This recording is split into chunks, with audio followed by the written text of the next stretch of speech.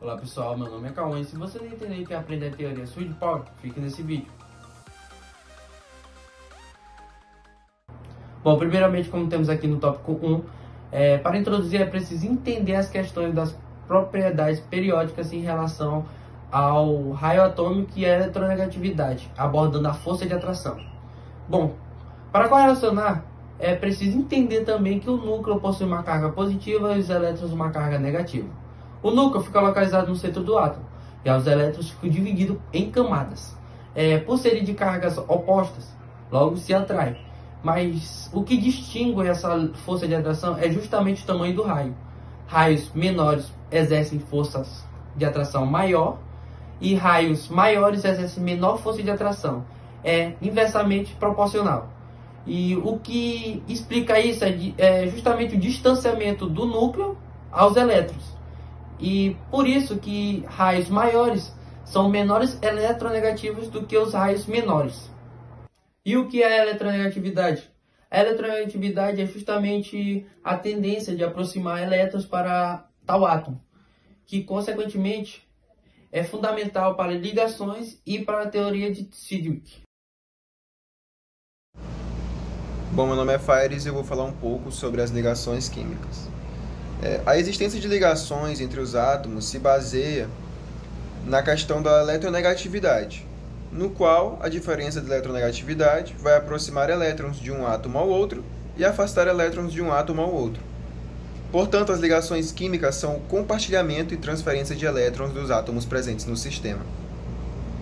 Os elétrons que participam das ligações sempre serão os da camada de valência, pois as propriedades ficam mais evidentes sobre eles por serem os mais afastados do núcleo. Olá, eu sou o José Felipe e eu vou dar uma breve explicação sobre a estabilidade eletrônica.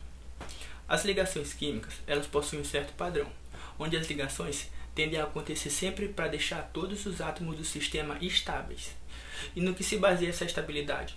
Por diversas análises, foi descoberto que os gases nobres eles não possuem tendência a se ligar com outros átomos em condições normais, e ao ser analisado foi descoberto o padrão de 8 elétrons na camada de valência. Logo, surgiu a teoria do octeto, que diz que para os átomos ficarem estáveis, precisam de 8 elétrons na camada de valência, ocorrendo isso através de ligações químicas.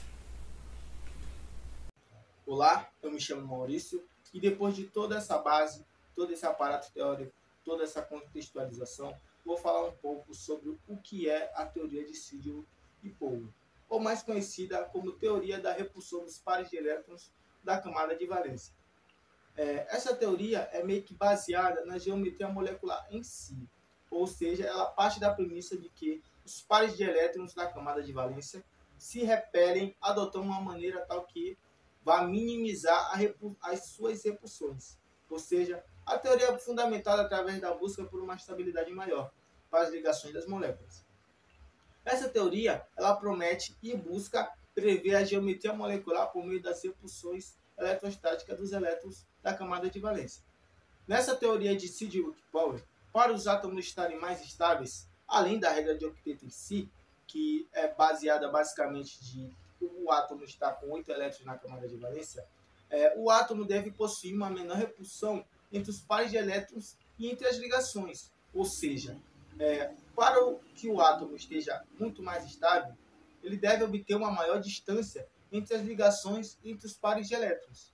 Mas o que são pares de elétrons? Existem dois tipos para se caracterizar pares de elétrons: pares ligantes e os pares não ligantes.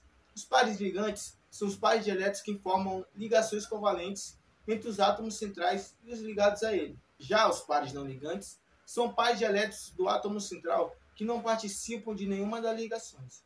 Uma das contribuições principais dessa teoria é a consideração ou validação dos pares de elétrons não ligantes. Ou seja, nessa teoria eles destacaram a influência desses pares de elétrons livres na forma geométrica nas moléculas. Bom dia, meu nome é Davi Lucas.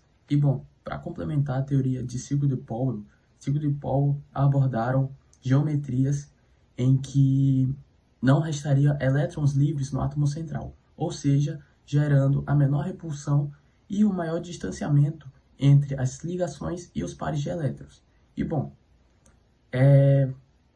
além disso, Sidgwick e Power chegaram à conclusão de que quanto mais ligações no sistema, maior seria a repulsão. Porém, essas repulsões iriam aumentar de forma minimamente, para obedecer à sua teoria e gerar a menor repulsão possível. E bom, entre as três principais geometrias que são muito abordadas e são consideradas fundamentais que obedecem às teorias de Sigel e Powell, temos a geometria linear, a geometria tretaédrica e a geometria trigonal plana. Para complementar a teoria de Sigel e Powell, eu trouxe aqui estruturas físicas para demonstrar o arranjo, né, e as geometrias. Bom, aqui temos a geometria tretaédrica, em que não resta elétrons livres no átomo central e gera angulação de 109,5 graus, onde seu maior exemplo é o gás metano. Bom, aqui temos a geometria linear, em que gera um ângulo de 180 graus entre as ligações e entre os pares de elétrons, e tem seu maior exemplo o dióxido de carbono. E aqui temos a geometria trigonal plana, em que gera ângulos entre os pares de elétrons e entre as ligações de 120 graus, tendo seu maior exemplo o trifluoreto de boro. Bom, é isso.